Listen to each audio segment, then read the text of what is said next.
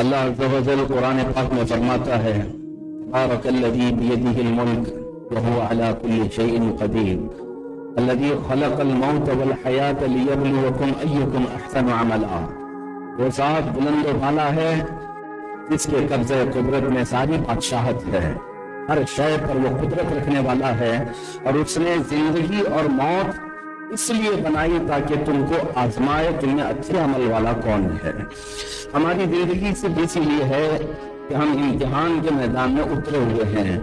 اب رزلٹ کا وقت وہ موت کے بعد ہے، ہمارے نتیجے کا وقت وہ آخرت ہے جس کے متعلق ہمیں سنا دیا جائے گا کہ ہم امتحان میں پاس تھے کہ فیل ہوئے۔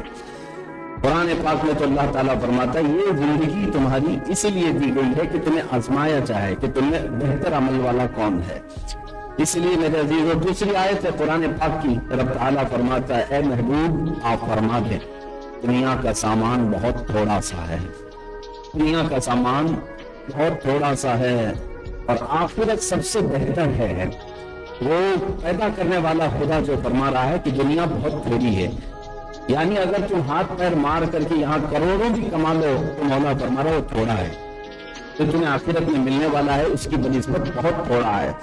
میں ایک حدیث آپ کے سامنے رکھتا ہوں، قیامت کے دن فیصلہ ہو جائے گا، جنتی جنت میں جا چکے ہوں گے، جہنمی جہنم میں، اور سب سے لاسٹ میں جو جنتی جائے گا، سب سے آخر میں جس کا فیصلہ ہوگا اس کو بہت تاخیر ہو چکی ہوگی، سارے جنتی جا چکے ہوں گے، آخر میں جنت میں جانے والا اب اندازہ کر سکتے ہیں 50,000 سال کے برابر کا ایک دن جو فیصلے کا ہے وہ کتنی تاخیر سے جا رہا ہوگا پتہ نہیں، اور جب تک جنت بھر چکی تھی۔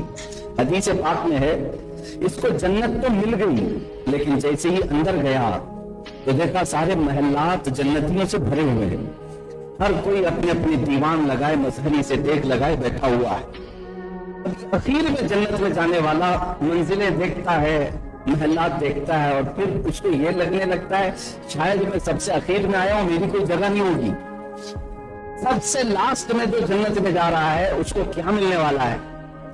جنتیوں کو دیکھتا رہا حیرت سے، پھر رب تعالیٰ کی طرف سے ندا آئی اے بندے تو کیا دیکھ رہا ہے؟ عرض کرتا ہے کہ مولا کیا جنت بھر چکی اور میرے لیے کوئی خالی جگہ نہیں رہ گئی، میرا کوئی محل نہیں ہے؟ تو اللہ عز و جل اس بندے سے فرماتا ہے اے بندے تو اخیر میں آیا، تیرا جنت میں حصہ موجود ہے، کیا تو اس بات کو پسند کرے گا کہ جو دنیا تو چھوڑ کر کے آیا ہے، جو زمین آسمان کے بیچ تو رہتا تھا، جو دنیا تو چھوڑ کے آیا ہے اس دنیا کے برابر تجھے ایک محل دے دو اخیر میں جانے والے کو، اتنی بڑی جگہ کا ایک محل تجھے دے دو؟ بندہ کہتا ہے کہ مولا اتنی بڑی جگہ پوری دنیا کے برابر کا ایک محل مجھے ملے گا؟ اللہ فرماتا ہے میری جنت اس سے بھی زیادہ کشادہ ہے، اس سے بھی زیادہ کشادہ ہے۔ جب وہ بندہ کرتا ہے کہ مولا کیا اتنی بڑی مجھے مل سکتی ہے جگہ، تو رب تعالیٰ فرماتا ہے کیا تو اس بات کو پسند کرتا ہے جو دنیا کو چھوڑ کر کے آیا ہے اس دنیا کے ڈبل دگنا جگہ کا ایک محل تجھے جنت میں دے دو؟ وہ اور خوش ہوتا ہے اور کہتا ہے کیا مولا اتنی بڑی جگہ مجھے مل سکتی ہے؟ رب تعالیٰ فرماتا ہے میری جنت اس سے بھی کشادہ ہے۔ رب تعالیٰ فرماتا ہے اے اخیر میں آنے والے کیا تو اس بات کو پسند کرتا ہے کہ پوری دنیا کے مثل 3 گنا زیادہ بڑا ایک محل تجھے دے دو؟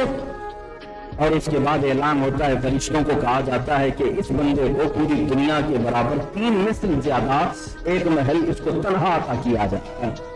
اب مجھے بتاؤ میرا مولا کیا سچ نہیں فرما رہا ہے؟ والآخرۃ خیر لمن اتقی، کیا رب تعالیٰ نہیں صحیح فرما رہا ہے کہ اے لوگوں دنیا کا مال بہت کم ہے، آخرت بہت بہتر ہے؟ تو سب سے اخیر میں جانے والے کو جب اتنا بڑا مل سکتا ہے تو جو شروع میں جا چکے ہوں گے ان کا حال کیا ہوگا؟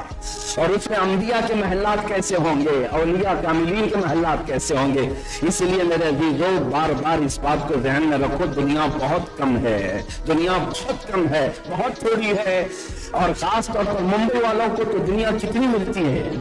یہاں تو جانتے ہیں 200-400 اسکوائر فٹ کی ایک جگہ مل جائے وہی پوری دنیا ہے، اور اس کے لیے کتنے سالوں بیت جاتے ہیں ایک کمرہ لینے کے لیے۔ یہاں پر کتنوں کے بال سفید ہو جاتے ہیں، کتنوں کی کمریں ٹیڑھی ہو جاتی ہیں۔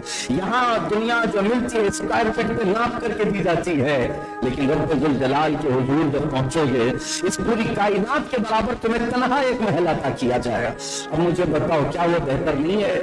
کیا وہ بہتر نہیں ہے؟ اسی لیے دنیا کی طرف جن لوگوں نے دل لگائے ان کے لیے خسران، خسارہ ہے۔ قرآن کہتا ہے والعصر ان الانسان لفی خسر، زمان محبوب کی قسم انسان بڑے گھاٹے میں ہے۔ گھاٹے میں کون ہوتا ہے؟ جب سامنے سودا رکھا ہوا ہے، ہلکی چیز کو بڑے پیسوں سے لے لیتا ہے اور مہنگی چیز کو چھوڑ دیتا ہے، وہ گھاٹے میں ہے۔ یہاں رب تعالیٰ تمہارے سامنے دونوں چیزیں رکھا ہے، ایک دنیا کے عیش ہے اور دوسرا آخرت کی زندگیاں ہیں، اور اگر کوئی آخرت کو چھوڑ کر دنیا کی طلب میں رہ گیا تو وہ ضرور گھاٹے میں ہے، بہت بڑے نقصان میں ہے۔ تمہیں یہ پتا ہے کہ بیمار ہونا ہے، تمہیں یہ پتا ہے کہ یہاں مرنا ہے، تمہیں یہ پتا ہے کہ میں کبھی سکون سے رہ نہیں سکوں گا، اس کے باوجود اس کے لیے دوڑ بھاگ کرنا عقل والوں کی، مولا علی کرم اللہ وجہہ الکریم فرماتے ہیں یہ عقل والوں کی راہ نہیں ہے۔ اور جنت اس نے نہیں دیکھا، تمہیں پتا ہے میرے آقا صلی اللہ علیہ وسلم ارشاد فرماتے ہیں جو جنت میں گیا نہ اسے کبھی بخار آئے گا نہ کبھی اسے سردی آئے گی، بیمار ہونے کا ٹینشن نہیں ہے، مال لوٹنے کا ٹینشن نہیں ہے، تمہارے گھر پر کسی کے حملہ آور ہونے کا ٹینشن نہیں ہے، بلکہ وہاں جس کو جو ملا ہے وہ بہت کچھ ہے۔ اور سورہ واقعہ پڑھو آپ، قرآن پاک میں اللہ تعالیٰ جنت کے نقشے کو بیان فرمایا ہے، اس طرح سے جنتی بیٹھے ہوں گے، نہریں بہہ رہی ہوں گی، ان کے لیے کنیزیں جنت کی حوریں خدمت کے لیے تیار ہوں گی، غلمان ہوں گے، ان کی خواہش ابھی ہوتی نہیں کہ وہ چیز ان کے سامنے رکھ دی جاتی ہے، اس چیز کے کھانے کی خواہش کرتے ہیں وہ سب وہاں دے دیا جاتا ہے۔ بس کیا ہے، نہ تمہیں نماز پڑھنا ہے، نہ تمہیں وہاں روزہ رکھنا ہے، نہ تمہیں وہاں حج کرنا ہے، کچھ نہیں ہے، وہ آرام کی جگہ ہے، آرام کی جگہ ہے۔ جنت میں جاتے ہی فرشتہ آواز دے گا ادخلوہا بسلام آمنین، آ جاؤ اندر، اب ہمیشہ ہمیشہ کی سلامتی ہے تمہارے لیے۔ اب یہاں کوئی حکم نہیں دیا جائے گا صبح 5 بجے اٹھنا ہے، وضو کرنا ہے، نماز پڑھنی، سارا دارالعمل ختم ہو گیا، عیش کی جگہ ہے۔ مجھے بتاؤ اس عیش کی جگہ کو اگر کوئی ہلکے عیش کے لیے قربان کرتا ہے تو کیا دنیا کا بیوقوف آدمی نہیں ہے؟ کیا وہ دنیا کا خسارہ اٹھانے والا نہیں ہے؟ اور اللہ کریم جنت جس کو دیتا ہے اس کی 2-3 قسمیں بیان کی گئی ہیں۔ میں اس سے پہلے یہ دنیا کی مثل بتاؤں، اعلیٰ حضرت امام اہل سنت فاضل بریلوی رضی اللہ تعالیٰ عنہ کیا خوب فرماتے ہیں، شہد دکھائے زہر پلائے، شہد دکھائے زہر پلائے، قاتل ڈائن شوہر کش، اس مردار پہ کیا للچائے، دنیا دیکھی بھالی ہے، سونے والوں جاگتے رہیو، چوروں کی رکھوالی ہے۔ اعلیٰ حضرت فاضل بریلوی رضی اللہ تعالیٰ عنہ کس کے لیے فرما رہے ہیں؟ یہ دنیا کے لیے، یہ شہد دکھاتی ہے، زہر پلاتی ہے۔ جو چیزیں خوبصورت کر کے تمہارے پاس لائی جاتی ہیں حقیقت میں خوبصورت ہوتی نہیں، زہر ہوتا ہے۔